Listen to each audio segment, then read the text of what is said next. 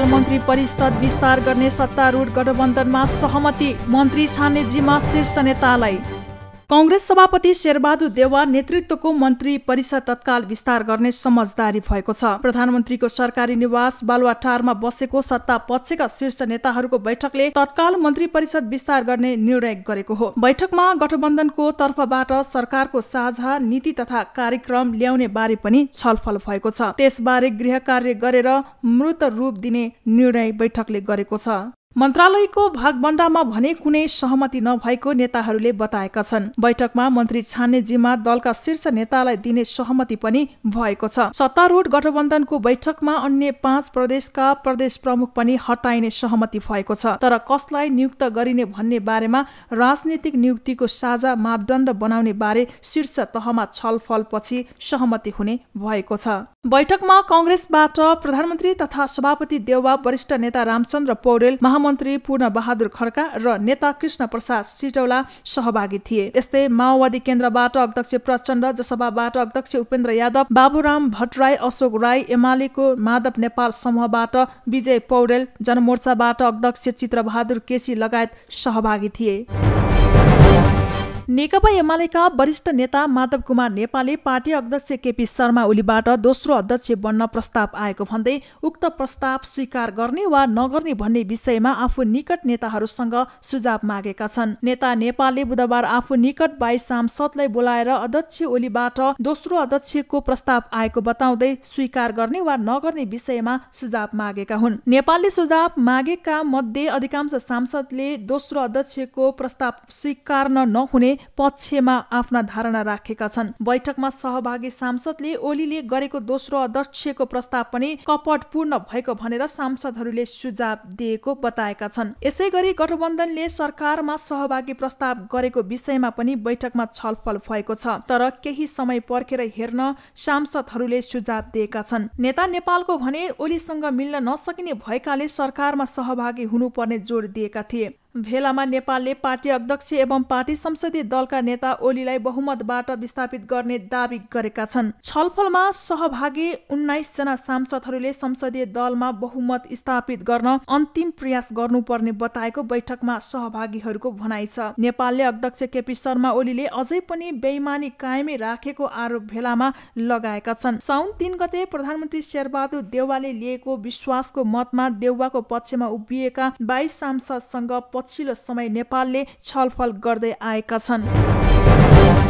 जनता समाजवादी party जसपाको आधिकारिकता विवाद समाधान भएसँगै कारागारमा रहेका नेता रेशम चौधरीले आफू आधिकारिक पार्टीमै रहेको प्रतिक्रिया दिएका छन्। जसपाका प्रचार विभाग प्रमुख डम्बर खतिवडाले ट्विटर मार्फत चौधरी आफूहरूको पक्षमा रहेको खुलासा गरेका छन्। 2 दिन अघि निर्वाचन आयोगमा शनाखत प्रक्रियामा तटस्थ बसेका चौधरीले टेलिफोन मार्फत आफू आधिकारिक पक्षमा रहेको बताएका हुन्। चौधरी भने कैलालीको टिकापुर घटनामा दोषी ठहर भई दिल्ली बजार कारागारमा सजाय भुक्तान गरिरहेका छन् र जसपाको नयाँ संरचना अनुसार चौधरी 35औं सदस्यको रूपमा केन्द्रीय कार्यकारिणी समितिमा सदस्य छन्।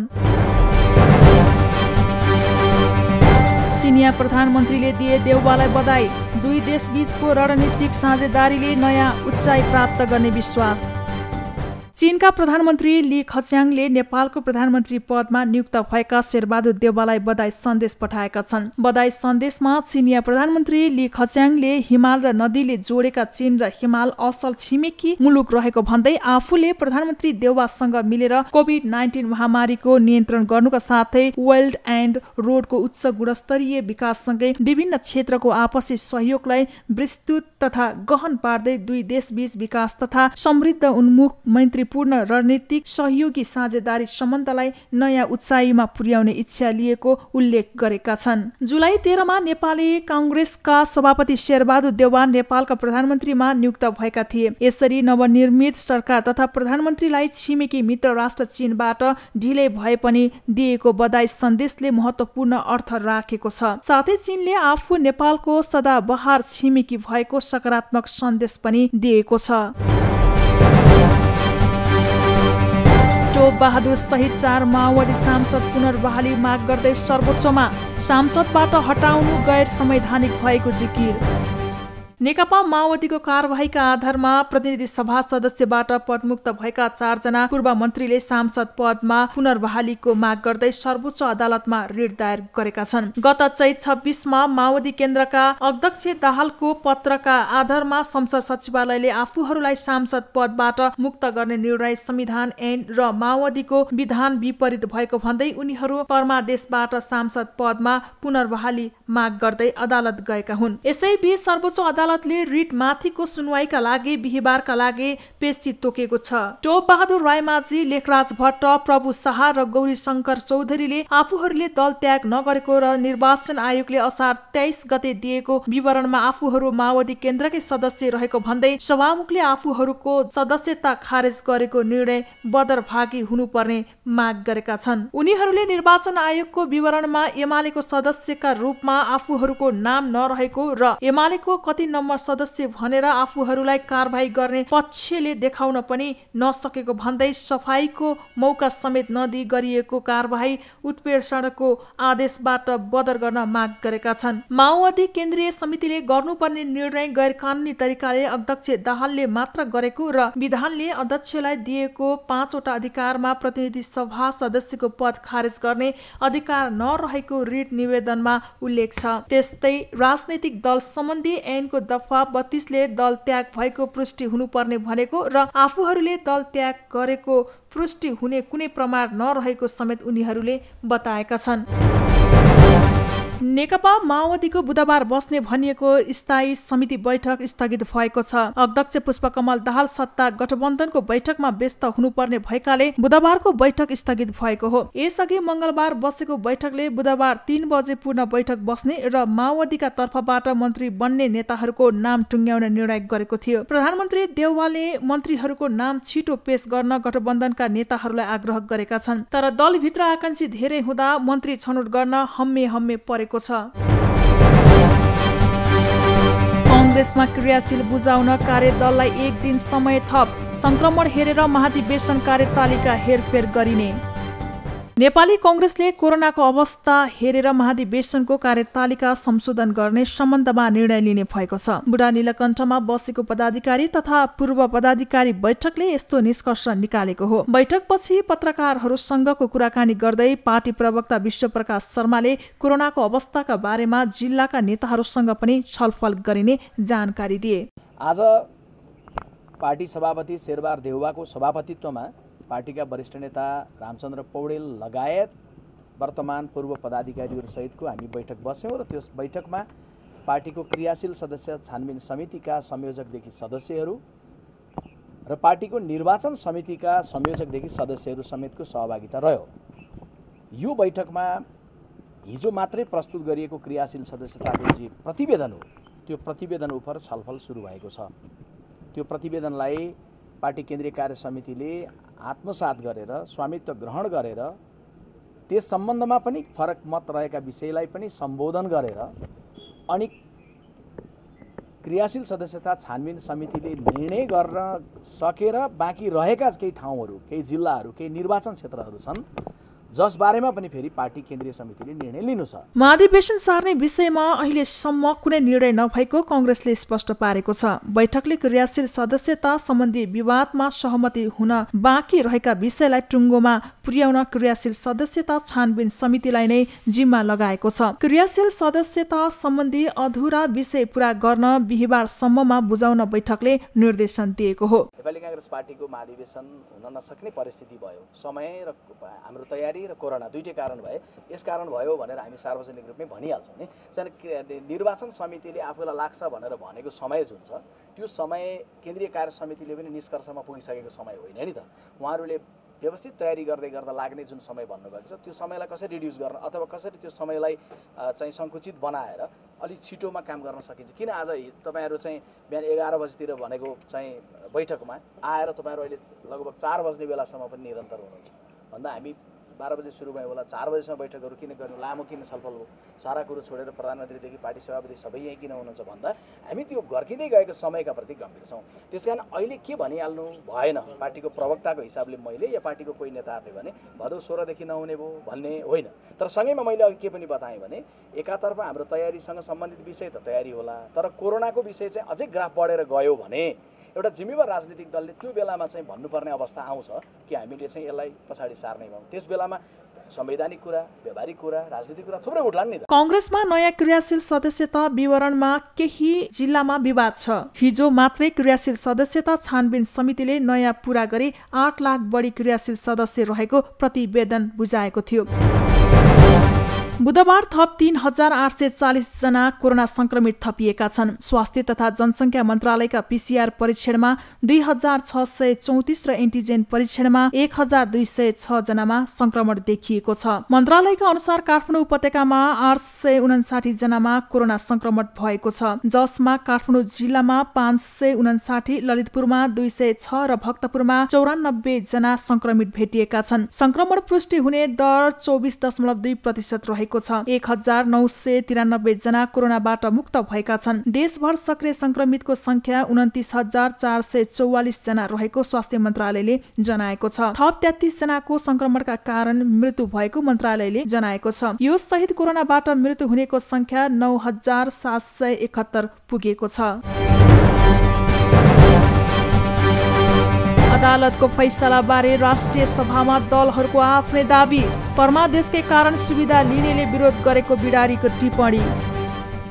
प्रधानमन्त्री शेरबहादुर देउवाले पाएको मत र सर्वोच्च अदालतको फैसलाको सम्बन्धमा राष्ट्रिय सभाका सदस्यहरूले आफ्नो दाबी गरेका छन्। राष्ट्रिय सभा बैठकको बुधबारको बैठकको विशेष समयमा बोल्ने सदस्यहरूले सरकार गठनका सम्बन्धमा सर्वोच्च अदालतले गरेको फैसला र प्रधानमन्त्रीका लागि देउवाले प्राप्त गरेको मतका बारेमा आफ्नो दाबी गरेका हुन्। बैठकमा सत्तारूढ दलका राष्ट्रिय सभा सदस्यले विपक्षी दलका राष्ट्रिय सभा सदस्यलाई आफ्नो जनमत खण्डित भएकोमा कुण्ठा, पीडा र पूर्वाग्रह नपोखी सरकारलाई रचनात्मक सहयोग गर्न सुझाव दिए। राष्ट्रिय सभा सदस्य जितेन्द्र नारायण देवले वर्तमान सरकारका बारेमा अनर्गल प्रचार नगर्न विपक्षीहरूलाई सचेत गराए। म प्रतिपक्षको साथीहरूलाई प्रतिपक्षलाई, यो गरिमामय सदनका प्रतिपक्षलाई मात्रै समग्र रूपमा जो चाहिँ अहिले वितण्डा खडा गरिराख्नु भएको छ, म भन्न चाहन्छु, जनताको बहुदलीय जनवाद नेपाल बाहेक दुनियाँको कुन कम्युनिस्ट पार्टीले अङ्गीकार गरेको छ? दुनियाँमा कहीँ पनि जनताको बहुदलीय जनवादी कार्यक्रम दुनियाँका कुनै पनि देशका कम्युनिस्ट पार्टीले अङ्गीकार गरेको छैन। तैपनि नेपालमा त भएको छ नि, र राम्रै भएको छ। म राम्रै मान्छु। नेपाली काङ्ग्रेसले कुनै कम्युनिस्ट पार्टी डेमोक्रेटिक लाइनमा आउँदा नेपाली काङ्ग्रेसले स्वीकार गर्छ, त्यसलाई राम्रो मान्छ। हामीले राम्रै मानेका छ त्यसलाई, र नेकपा एमाले फाइदै गरेको छ त्यसले। तर दुनियाँमा छैन भने नेपालमा त भयो नि। जननेता मदन भण्डारीले त्यही कुरा त्यति बेला भन्नु हो नि कि कम्युनिस्ट पार्टीको परिमार्जन, कम्युनिस्ट सिद्धान्तको परिमार्जन गर्ने कुरा चीन र रुसको मात्रै ठेक्का हो कि नेपाल जस्तो सानो देशले पनि त्यो गर्न सक्छ भन्ने आँटको आधारमा उहाँले गर्नुभयो। त्यस कारणले तपाईँहरू भोलिदेखि म भन्न चाहन्छु यो कुरा नउठाउनुहोस् कि परमादेशबाट सरकार आयो, कहीँ दुनियाँमा यस्तो भएन, कहीँ दुनियाँमा भएन, नेपालमा हुन सक्छ र नेपालमा भयो। उनले नेपालको संसदीय प्रणाली परम्परागत संसदीय प्रणालीमा सुधारिएको प्रणाली भएकाले त्यसलाई सत्ता पक्ष प्रतिपक्षले मनन गर्नुपर्नेमा जोड दिए। विपक्षी दल नेकपा एमालेका राष्ट्रिय सभा सदस्य देवेन्द्र दाहालले प्रधानमन्त्री शेरबहादुर देउवाले पाएको 165 मतलाई नयाँ जनमतको रूपमा समर्थन गर्न नसकिने बताए। यो सरकारको बारेमा अलिकति मूल्याङ्कन गर्ने बेला त भएको छैन। मैले यसो गन्ती गर्दाखेरि करिब 15-16 दिन मात्रै भयो सरकार बनेको, र विपक्षीको नाताले सरकारको विरोध गरिहालौँ न त भनेर त्यो विपक्षी धर्म निर्वाह गर्न पनि लागिरहेको छैन। तर पनि सरकारले सुरुमै गरेका कामहरूमा एक नजर चाहिँ हामीले लगाउनै पर्छ प्रतिपक्षको हैसियतले। किनभने मोर्निङ सोज द डे भन्छन्। हामीले अहिले यसो हेर्दाखेरि कस्तो अवस्थाबाट सरकार अगाडि बढिरहेको छ त भनेर थोरै एक नजर हेर्नै पर्छ। मैले 3वटा कुराहरू राख्न चाहन्छु। सरकार बन्नासाथ भ्रष्टाचारको मुद्दा परेर फरार भएका, विजय गच्छेदार र सामूहिक हत्याको आरोप लागेका अफ्ताब आलमको बारेमा सम्माननीय प्रधानमन्त्रीज्यूले दिनुभएका अभिव्यक्तिहरू सुन्दा नेपाली जनताहरू निकै आश्चर्यचकित भएका छन्। किनभने उहाँले प्रजातन्त्रका मसिया जस्ता कुराहरू, उहाँहरू नभएदेखि प्रजातन्त्र नै अगाडि बढ्दैन थियो भन्ने जस्ता कुराहरू अभिव्यक्त गर्नुभयो, जुन कुरो उहाँले प्रमुख प्रतिपक्षमा हुँदा कहिले गरेको मैले सुनिनँ। सम्माननीय अध्यक्षज्यू, यसबाट के प्रश्न हुन्छ भने उहाँ सत्ताको दुरुपयोग गरेर अदालतसम्मलाई प्रभाव पारेर यस्ता भ्रष्ट र हत्या आरोपित व्यक्तिहरूलाई उन्मुक्ति दिन चाहिरहनु भएको कुरा प्रष्ट हुन्छ। नेकपा माओवादी केन्द्रका राष्ट्रिय सभा सदस्य रामनारायण बिडारीले सर्वोच्च अदालतको फैसलाको सम्बन्धमा संसदभित्र छलफल गर्न नहुने धारणा राखे। सर्वोच्चको फैसलालाई संसदले पुनरावलोकन गर्ने अधिकार नभएकाले यहाँ भित्र गर्ने छलफलको कुनै अर्थ नभएको तर्क गरे। सांसदहरू मिलेर राष्ट्रपतिले गरेको कागजको विरुद्धमा परमादेशबाट भयो भनेको छ। लौ हेर्ने त प्रमाण, हेर्ने त नियुक्ति पत्र। राष्ट्रपतिले परमादेशबाट गरेकी धारा 76(5)बाट गरेको नेपालको संविधानको यतिसम्म हेक्का नराख्ने परमादेशबाटै एमाले नाम गरेको दल खडा भयो, माओवादी दल खडा भयो परमादेशबाट। त्यही दलमा बसेर बुर्लुक बुर्लुक उफ्रिँदै मोज मस्ती गम गर्दै यस्तो काम भइरहेछ। विश्वलाई हँसाउने, पृथ्वीका सारा जुरिस्प्रुडेन्सको खिल्ली उडाउने हामी कुरा गर्दैछौँ। अध्यक्ष महोदय, के यो संसद, यो सङ्घीय संसद सर्वोच्च अदालतको फैसलाको रिभ्यू गर्ने, पुनरावलोकन गर्ने ठाउँ हो? हामीले संविधान त्यस्तै बना हो, संविधानमा त्यही लेखेको छ। अदालतको फैसलाको छलफल जनताले गर्न सक्छन्, विद्रोहीले विद्रोह गर्न सक्छन्। यही संविधानमा सही छाप गरेर शपथ खाएर ज्यान गए संविधान विरुद्ध काम गर्दिन भनेर शपथ खाएर आएका हामी सांसद अदालतको फैसलाको विरुद्धमा संसारको कुनै पनि देशमा संसदमा अदालतको फैसलाको बारे छलफल हुँदैन। राष्ट्रिय सभा सदस्य प्रकाश पन्थले मन्त्री परिषदमा समानुपातिक समावेशितालाई ध्यान दिन सरकारको ध्यान आकर्षण गराए। नयाँ सरकार गठनसँगै मन्त्री बन्नका लागि नेताहरूको घर दैलो सुरु भएको उल्लेख गर्दै उहाँले संविधानको व्यवस्था अनुसार राज्यका सबै निकायमा समावेशी प्रतिनिधित्वको व्यवस्था कार्यान्वयन गर्न गरे। अहिलेको अवस्थामा मन्त्री प्रधानमन्त्री नेताहरूले अब घर दैलो, नेताहरूको घर घरमै एउटा भैलो खेल्ने कामहरू सुरु भएको छ। को मन्त्री हुने को मन्त्री नहुने भन्ने कुरामा लाइनहरूको लाग्न मान्छेहरू थुप्रै लाइनमा पुगिसके। को अगाडि छ भनेर नजर लगाउने होइन। अहिले को आएनन्, किन आएनन्, को छुट्यो, लाइनको पछाडि को छ, बालुवाटारको घेराभन्दा बाहिर को छ, सिंहदरबारको बाहिर को छ, ग्रामीण दूरदराजमा को छ, हिमाल पहाडका कन्दरादेखि मधेसका झुप्रोहरूमा को छ। तिनीहरूले सिंहदरबार बालुवाटार देख्न आफ्नो सरकारलाई भेट्न सक्छन् कि सक्दैनन्? के सिंहदरबार घर घरमा पुग्यो? अब संविधानको कार्यान्वयनभित्र, मौलिक हक कार्यान्वयनभित्र, वर्तमानको सरकारको जिम्मेवारीभित्र यी कुराहरू, यी सवालहरू कहाँनिर छ अहिले? उनले नेतृत्वले आफू अगाडि लाइनमा आएकाहरूलाई नभएर दूरदराजका मान्छेलाई हेर्नुपर्ने बताए। राष्ट्रिय सभाको बुधबारको बैठकमा राष्ट्रिय सभा सदस्यहरूले समसामयिक विषय र क्षेत्रगत विषयमा सरकारको ध्यान आकर्षण गराएका छन्। राष्ट्रिय सभा बैठकको शून्य समयमा बोल्दै राष्ट्रिय सभा सदस्य माया प्रसाद शर्माले रुकुम पश्चिमको त्रिवेणीमा 25 वर्षीय मनकला खत्रीको अज्ञात समूहले बलात्कार पछि हत्या गरेकोले दोषीलाई कारबाही गर्न माग गरे। रुकुम पश्चिमको त्रिवेणी वार्ड नम्बर 4 बस्ने 25 वर्षीय मनकला खत्रीलाई अज्ञात समूहले भैँसीको घाँस काट्न गएको बेला बलात्कार गरेर हत्या गरेको छ। यसको उचित छानबिन गरी उचित न्यायको निमित्त सरकारसँग माग गर्दछु। धन्यवाद। राष्ट्रिय सभा सदस्य विमला घिमिरेले वर्तमान सरकारले राष्ट्रपति शैक्षिक सुधार कार्यक्रमले धेरै विद्यालयहरू लाभान्वित भएको भए पनि वर्तमान सरकारले सो कार्यक्रम अन्तर्गतको रकम रोक्न लागेको भन्दै त्यसो नगर्न सचेत गराइन्। गत आर्थिक वर्षमा राष्ट्रपति शैक्षिक सुधार कार्यक्रम अन्तर्गत करिब 4200 विद्यालयहरूले 6 अरब रकम विनियोजित भए अनुसार खर्च गरेका छन् र ती विद्यालयहरूको स्तर उन्नतिमा ती रकमहरू खर्च गरिएका छन्। यो हामी सबैलाई जानकारी भएकै विषय हो। मैले यो विषय यहाँ किन उठाएँ भने यो वर्ष गत वर्षको कार्यक्रमलाई मूल्याङ्कन गरेर यो वर्ष फेरि त्यसलाई अझै थप रकम विनियोजित भएको छ यो आर्थिक वर्षमा, र त्यो 10 अरब बजेट विनियोजन भएको छ, र त्यसले करिब 7,000 विद्यालयलाई पुग्ने गरी रकम विनियोजित भएको छ। तर आज मैले मिडियामा सुन्दै थिएँ त्यो रकम अब खर्च नहुने हो कि त्यो रकम चाहिँ अब सरकार फेरिएसँगै त्यो रकम पनि खर्च नहुने हो कि भन्ने कुरा सबैतिर शङ्काको विषय रह्यो। राष्ट्रिय सभा सदस्य डाक्टर विमला राई पौडेलले देशमा धेरै घरेलु श्रमिक रहेको र उनीहरूलाई कोभिड-19 को जोखिम रहेको भन्दै वडा तहमा घरेलु श्रमिकको पञ्जीकरण गरी परिचय पत्र दिन र कोभिड-19 विरुद्धको खोप दिन अनुरोध गरिन्। हाम्रो देशमा घरेलु श्रमिकको धेरै ठुलो जमात छ र घरेलु श्रमिक औपचारिक अनौपचारिक कुनै पनि क्षेत्रमा देखिनुहुन्न। उहाँहरूले काम गर्ने वातावरण पनि प्रायः जसो जोखिमपूर्ण नै हुन्छ। अहिलेको यो कोभिड-19 को महामारीमा यो जोखिम झन् बढेको छ।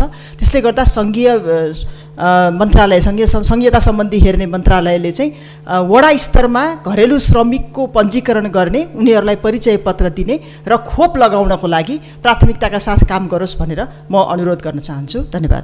राष्ट्रिय सभा सदस्य शारदा देवी भट्टले निर्मला हत्याकाण्डका दोषी पत्ता किन लागेनन् भनी प्रश्न गरिन्। निर्मला हत्याकाण्ड किन बाहिर आउँदैन, यसको के रहस्य छ? हुन त नेपालका दिदीबहिनी चेलीबहिनी धेरै बिहालमा छन्, यिनीहरूको गाई जात्रै भएको छ। तर यसको त अचम्मै भयो, यति गर्दा पनि कि गरिबकै छोरी भएको हुनाले पत्ता नलागेको हो कि भन्ने म नेपाल सरकारलाई र अध्यक्षज्यू मार्फत एकदमै माग गर्न चाहन्छु। यो रहस्यमय भयो र यदि पत्ता लागिहाल्यो भने ती दोषीलाई छानबिन गरी जनमुखैदको सजाय होस् भन्ने माग गर्दछु। राष्ट्रिय सभा सदस्य सिंहबहादुर विश्वकर्माले नागरिकता विधेयक छिटोभन्दा छिटो पारित गर्न माग गरे। नागरिकताको विषयलाई हाम्रो संविधानमा उल्लेख गरिएको छ। नागरिकता सम्बन्धी विद्यमान कानुनलाई सम्बन्धित बमोजिम बनाउन पूर्व सरकारले प्रतिनिधि सभामा विधेयक समेत प्रस्तुत गरेको छ। यसबारे निवर्तमान सरकारले अध्यादेश समेत जारी गरेको थियो। कानुनको आवश्यकता नागरिकता बमोजिम नागरिकता प्रस्तुत गर्न नसकेको भन्ने जनगुनासो छ, जस अनुसार गुनासोको सम्बोधन र राष्ट्रियताको संरक्षण हुने गरी नागरिकताको विधेयकलाई जति सक्य छिटो पारित गर्ने गरी प्रक्रिया अगाडि बढाउन सम्बन्धित सम्मान्य अध्यक्षज्यू मार्फत सम्बन्धित निकाय र अधिकारीहरूको ध्यान आकर्षण गराउँदैछु। जनगुनासो र राष्ट्रियताको संरक्षण हुने गरी विधेयक पास गराउनु पर्नेमा उनको जोड छ। 3 दिनभित्र सम्पत्ति कर दाखिला गर्न काठमाडौँ महानगरको चेतावनी। दाखिला नगरे तालाबन्दी र सम्पत्ति रोक्का गर्ने चेतावनी।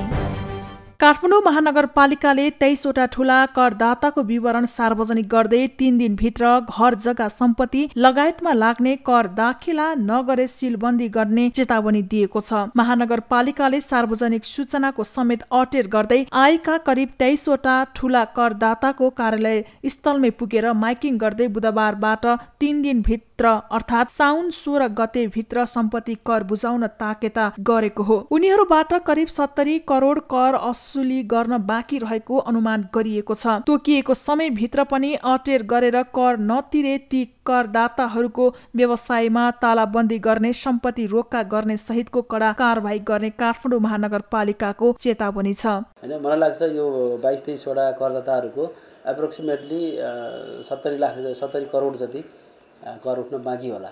अब त्यो एक्चुअल अमाउन्ट चाहिँ उनीहरूले दिएको आफ्नो सम्पत्तिको प्रोपर्टीको हैन सबै डिटेल भइसकेपछि बल्ल त्यसलाई मेजरमेन्ट गरेर हामीले यो करदाताको यो इयरको यति कर लाग्छ भनेर डिक्लेयर गर्न सक्छौँ।